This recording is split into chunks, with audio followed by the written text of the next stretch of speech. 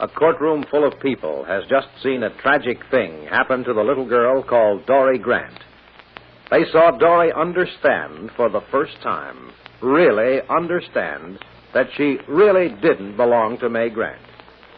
May Grant saw it, too, sat there helplessly and watched as the impact of her loss hit Dorrie.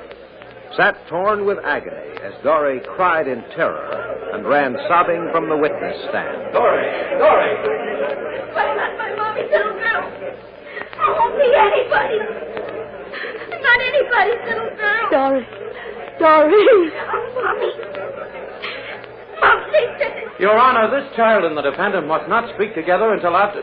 Dorrie, stop. No! Let that child alone. Let her alone, do you hear me? Your Honor. Matron, I think you'd better take the child into my chambers. Yes, Your Honor. Come, Dorrie. No, I want to talk to my mommy. I want my mommy. Dorrie, baby. May, for the love of heaven. Mommy's coming, darling. Mommy's coming to her, baby. Mommy. Darling. Mommy. Let go of me, Della. Take your hand off my arm, Della. Where are you going? Your Honor. May. I couldn't keep her at the defense table. Your Honor. Will you please go back to your place, Mrs. Grant? Your Honor, there's only one place for me. Beside that child whose heart's just been broken in this courtroom. Beside that poor baby who doesn't know where to turn. Your Honor, she's lost. Lost. And now she needs help and security and a hand that she believes is holding hers. Oh, Your Honor, I beg you. I beg you on my knees, Your Honor. Let me go to that child. And let me go now. Let me go now. And after I calm her, after I make her believe again. Oh, I don't care what you do with me. It's no use, Mr. Mason. What's that, May? If that little girl's to be on trial instead of me, if it's her life at stake instead of mine, I'll let them do what they want with me. But let her go. Let that baby go. Your Honor, I protest against this outburst of sentiment. Your Honor, the defendant has no right to make a speech to the jury. And this court has no right to be so cruel to a 6-year-old child, Mr. Rapp. As long as you used her as a witness, Mr. Mason, it was all right. Is that it? Well, it was necessary for this court to understand what she meant. I deeply regret what has happened, Mr. Mason.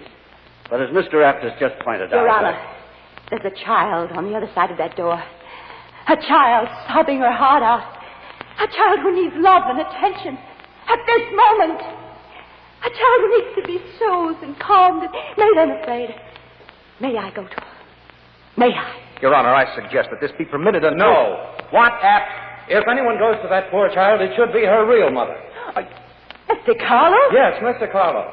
Your Honor, I suggest that you permit Mr. Carlo to do what she can with the child known as Dorrie Grant. But Dorrie's afraid of her. Then the sooner she learns to get over her fear, the better. Your Honor, I submit all this only goes to prove what I've been saying. And what is that, Mr. Rapp? That the child has been deliberately confused and made to feel insecure. The direct reason for the display of hysteria we just witnessed, Your Honor. I suggest that Mr. Carlo be permitted to go to Dorrie. But... That she be allowed a mother's... Wait, May, don't open your mouth now. And if you love Dorrie and you want to help her, don't open your mouth. Now, I know what I'm doing. Will you trust me So, for Your Dorrie's Honor, sake, if you're please? dubious about placing Dorrie in her real mother's charge, why then put her in a place where she'll be taught security. Mr. Mason, Mr. Rapp has been suggesting my turning Dorrie over to the juvenile authorities. Away from the influence which has failed her so pitifully. And incidentally, arrange it so the child can't finish her testimony? Mason, you can't seriously suggest that. Just a moment. What did you say, Mr. Mason? I think Dorrie can finish on the stand. Put that poor, confused child on the stand again after... Oh, Mr. Mason. Oh, Mr. Rapp. She wasn't confused until you confused her. Well, she is now, at any rate. I'm afraid she's entirely too upset to go on. Judge Selby, No, Mason. I'll recommend that she be turned over to the juvenile board. Oh, naturally, there'll be an investigation, and in the course of time, if Dorrie is found in a suitable condition to testify, I'm sure... Your Honor, time is important, yes, but not as important as that child's soul. What? An investigation could take weeks. And what happens to that child during those weeks, Your Honor? Your Honor, if you have any children of your own... What do you suggest? I suggest you put Dorrie's feet back on the ground now. Give her back her emotional stability now. Have her finish her testimony now. What? Over here, Doctor, please. Right this way, Dr. Kenyon. Thank you, Della. Thank you for coming, Doctor. Your Honor, this is Dr. Kenyon. I believe you know her. Oh, yes, indeed. Doctor, this is Mr. Apt. Dr. Kenyon is psychologist on the staff of the juvenile board. Oh? Did you see what happened, Doctor? I did. Oh, Dr. Kenyon. Now, I should tell you all, Dr. Kenyon is familiar with Dorrie's case. And just how did you happen to be here, Doctor? Why, Mr. Mason called me. What? I expected trouble, Mr. Rapp. Not such serious trouble, not trouble which so deeply involved the child's emotions, but trouble. So you had your doctor right here on the spot. Not my doctor. The juvenile board's doctor. And I, for one, am glad she's here. Oh, so am I, Your Honor. Because I'm certain the doctor is a fair-minded woman. I'm certain the doctor will agree with my approach. Suppose we find out. Did you see what happened, Dr. Kenyon? Yes? I should like to repeat, Your Honor, that Dr. Kenyon is familiar with Dorrie's background. Yes, I've gone over all the reports very carefully. Good. And? Well, Your Honor, you and I may be at odds, but it's my belief that right now the emotional welfare of that child is the most important thing. We have no argument. But then perhaps there'll be no argument if I say the child needs to be soothed and calmed as rapidly as possible. I think we all agree. Well, then, since we're in agreement, may I suggest that we adjourn and give Dorrie an hour or two with the one person who can calm her, the one person who can restore her security? Are you possibly referring to Maid Grant? To that woman? Yes, Mr. Rapp, to that woman. To this woman who stands beside me now. Please. To the mother, in fact, of Dorrie. Dorrie was hurt, yes.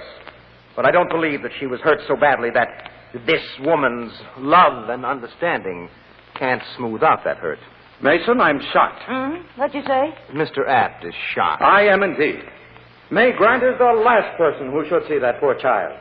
Oh, you saw the demonstration yourself, Doctor. You saw how torn Dorothy was. You saw her hysterical reaction. Mr. Apt thinks Dorrie's reaction proves a profound insecurity. Oh? But I wonder if her shock doesn't prove how great was her love and security. How was that, Mr. Mason? If Dorrie hadn't been fundamentally secure in feeling that she was May Grant's little girl, then how could she have been hurt so badly? Oh. But... Well, I'd say in plain, non-scientific language that that's as obvious as the nose on your face, Mr. Mason. Well, then, if I'm right, it follows that May Grant, Doctor, is the person to give Dorrie back what was just snatched away from her. Now, just a moment. Dr. Kenyon, are you seriously considering Mr. Mason's proposal? Why, yes. This is highly irregular procedure. Just letting Mrs. Grant go to the child, not going through proper legal channels. Mr. Apt, if you please, sir. Now, you gentlemen can spend the day chopping legal logic. That's up to you. But do you know what's going to happen?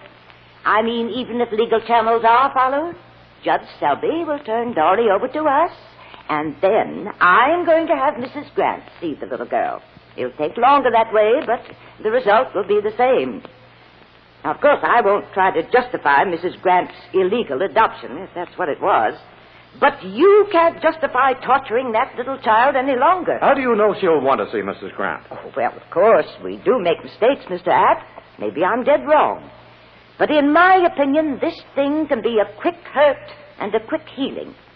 If it isn't healed quickly, well, excuse me for sounding scientific, but it could leave a deep scar on Dorrie for life. If Mrs. Grant can make little Dorrie feel better, I mean right away, do you think she might be able to finish her testimony? That depends. If her love for Mrs. Grant is as deep as I believe it is, and if Mrs. Grant loves Dorrie as deeply as I believe she does, I said a quick healing, and that's what I mean. Well, time's wasting, gentlemen. Either let Mrs. Grant see Dorrie now, or I'll take the necessary steps. You don't have to do that, Dr. Kenyon. But, Your Honor... I'll give the necessary orders. Mrs. Grant. Yes, Your Honor. Will you go to the child? At once, Your Honor. At once. Oh, and thank you. Thank you, Your Honor.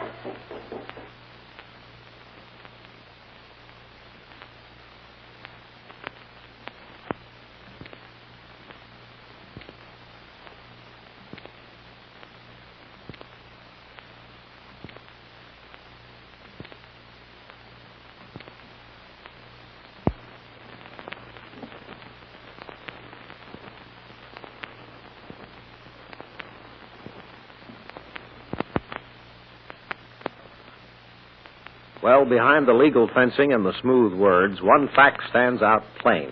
Perry Mason knows that Dorrie's testimony is vital to May Grant's defense. Yes, May Grant needs help, but Dorrie needs help, too. And whether or not their love will be strong enough for each to help the other, well, maybe we'll learn on Monday. So be sure and join us, won't you?